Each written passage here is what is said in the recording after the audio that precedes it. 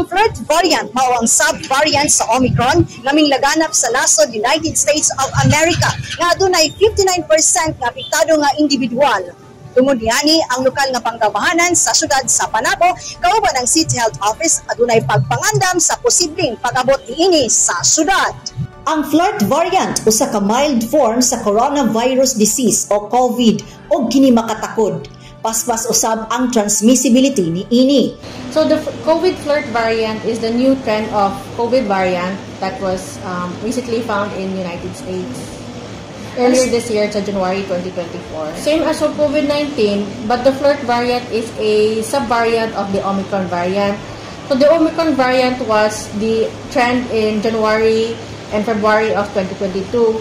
So it had very mild symptoms such as fever, cough, colds, headaches, body malaise, and loss of smell, but the very mild version of the severe Delta variant. So the flirt variant presents with mild symptoms lang. Matud pa ni Dr. San Jose nga wala pay kaso sa flirt variant sa Panabo City apan nakadawat sila og advisory gikan sa Bureau of Quarantine nga nagpahimangno sa maong pagpangandam.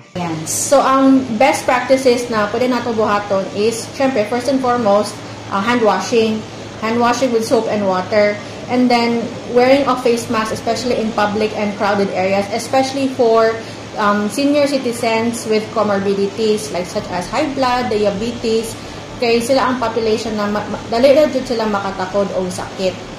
Then mas maayo po i-minimize po touching of your face and with your nose, and proper cough etiquette such as kung mag-ubo or sip o cover dyan imuhang mouth while mag-ubo or sip on.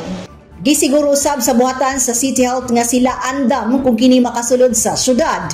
Pahinumdum usab ni Doc San Jose ang mga angayng buhaton aron makalikay sa maong sakit. Kauban sa camera, Richard Titas, kini si Dali Amat nga gikan sa City Information Office Broadcast Services alang sa Frontline News Panabo.